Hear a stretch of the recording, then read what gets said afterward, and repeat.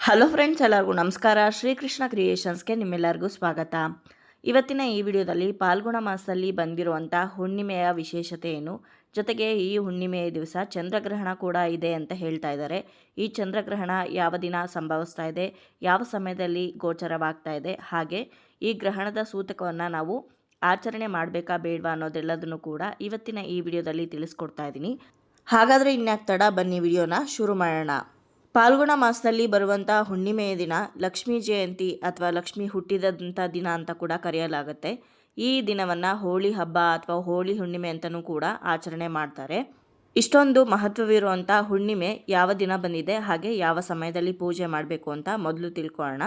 ಈ ವರ್ಷ ಹೋಳಿ ಹುಣ್ಣಿಮೆ ಮಾರ್ಚ್ 14ನೇ ತಾರೀಕು ಶುಕ್ರವಾರದ ದಿನ ಬಂದಿದೆ. ಇವಾಗ ಹುಣ್ಣಿಮೆ ತಿಥಿ ಯಾವಾಗ ಆರಂಭವಾಗಿ ಯಾವಾಗ ಅಂತ್ಯಗೊಳ್ಳುತ್ತೆ ಅಂತ ತಿಳ್ಕೊಳ್ಳೋಣ.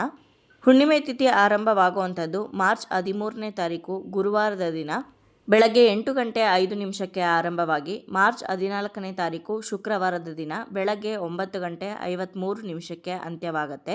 ಹೆಚ್ಚಿನ ಪ್ರಮಾಣದ ಹುಣ್ಣಿಮೆ ತಿಥಿ ಮಾರ್ಚ್ 13ನೇ ತಾರೀಕು ಗುರುವಾರ ಇದ್ದರೂ ಕೂಡ ನಾವು ಹೋಳಿ ಹಬ್ಬವನ್ನು, ಹೋಳಿ ಹುಣ್ಣಿಮೆಯನ್ನು ಮಾರ್ಚ್ 14ನೇ ತಾರೀಕೆ ಆಚರಣೆ ಮಾಡಬೇಕು. ಯಾಕಂದರೆ ಸೂರ್ಯ ಉದಯ ಆಗುವಂತಹ ತಿಥಿ ಯಾವ ದಿನ ಬಂದಿರುತ್ತೋ ಅದೇ ದಿನ ನಾವು ಹಬ್ಬವನ್ನಾಗಲಿ ಅಥವಾ ಹುಣ್ಣಿಮೆ ಅಮಾವಾಸ್ಯೆಗಳನ್ನಾಗಲಿ ಆಚರಣೆ ಮಾಡಬೇಕಾಗತ್ತೆ. ಇನ್ನು ಈ ದಿನ ಚಂದ್ರಗ್ರಹಣ ಬೇರೆ ಇದೆ ಅಂತ ಹೇಳ್ತಾ ಇದ್ದಾರೆ. ಹಾಗಾದರೆ ಚಂದ್ರಗ್ರಹಣದ ಆಚರಣೆಯನ್ನು ಅಂದರೆ ಸೂತಕವನ್ನು ನಾವು ಆಚರಣೆ ಮಾಡಬೇಕಾ ಬೇಡವಾ ಅನ್ನೋದನ್ನು ಇವಾಗ ತಿಳ್ಕೊಳ್ಳೋಣ. ಮೊದಲು ಚಂದ್ರಗ್ರಹಣ ಯಾವತ್ತಾಗ್ತಾ ಇದೆ, ಯಾವ ಸಮಯದಲ್ಲಿ ಆಗ್ತಾ ಇದೆ ಅಂತ ತಿಳ್ಕೊಳ್ಳೋಣ. ಪಾಲ್ಗುಣ ಹುಣ್ಣಿಮೆ ದಿವಸ ಗೋಚರವಾಗ್ತಾ ಇರುವಂಥ ರಕ್ತ ಚಂದ್ರಗ್ರಹಣ ಮಾರ್ಚ್ 14ನೇ ತಾರೀಕು ಸಂಭವಿಸ್ತಾ ಇದೆ.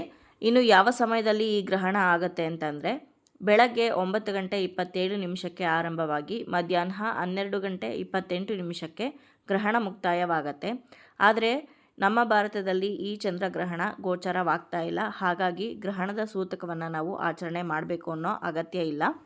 ಚಂದ್ರಗ್ರಹಣ ಆಗುವಂಥ ಸಮಯ ನಮಗೆ ಬೆಳಗ್ಗೆ ಆಗಿರುತ್ತೆ. ಹಾಗಾಗಿ ನಮ್ಮ ಭಾರತದಲ್ಲಿ ಯಾವುದೇ ಕಾರಣಕ್ಕೂ ಈ ಚಂದ್ರಗ್ರಹಣ ಗೋಚರ ಆಗೋದಿಲ್ಲ.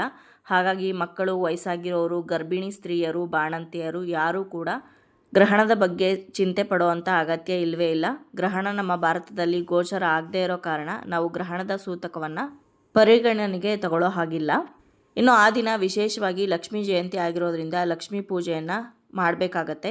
ಲಕ್ಷ್ಮೀ ಪೂಜೆಯನ್ನು ಹೋಳಿ ಹುಣ್ಣಿಮೆ ದಿವಸ ಯಾವ ರೀತಿ ಮಾಡಬೇಕು ಅಂತ ಈಗಾಗಲೇ ವಿಡಿಯೋ ಮಾಡಿ ಅಪ್ಲೋಡ್ ಮಾಡಿದ್ದೀನಿ. ಯಾರಾದರೂ ನೋಡಿರಲಿಲ್ಲ ಅಂದರೆ ದಯವಿಟ್ಟು ಹೋಗಿ ನೋಡ್ಕೊಂಡು ಬನ್ನಿ. ಸೊ ಇವತ್ತಿನ ಈ ವಿಡಿಯೋನ ಇಲ್ಲಿಗೆ ಮುಗಿಸ್ತಾ ಇದ್ದೀನಿ. ಈ ವಿಡಿಯೋ ನಿಮ್ಮೆಲ್ಲರಿಗೂ ಇಷ್ಟ ಆಗಿರ್ಬೋದು ಅಂತ ಭಾವಿಸ್ತೀನಿ. ಇಷ್ಟ ಆಗಿದ್ರೆ ಲೈಕ್ ಮಾಡಿ, ಬೇರೆಯವ್ರಿಗೂ ಕೂಡ ಶೇರ್ ಮಾಡಿ. ನಿಮ್ಮ ಅನಿಸಿಕೆ, ಅಭಿಪ್ರಾಯವನ್ನು ಖಂಡಿತವಾಗ್ಲೂ ಕಮೆಂಟ್ ಮುಖಾಂತರ ಬರೆದು ತಿಳಿಸಿ. ಮತ್ತೊಂದು ಉಪಯುಕ್ತ ಪೂಜಾ ಮಾಹಿತಿಯೊಂದಿಗೆ ನಿಮ್ಮನ್ನ ಮತ್ತೆ ಭೇಟಿ ಆಗ್ತೀನಿ. ಅಲ್ಲಿಯವರೆಗೂ ಧನ್ಯವಾದಗಳು. ಲೋಕ ಸಮಸ್ತ ಸುಖಿನೋ ಭವಂತು.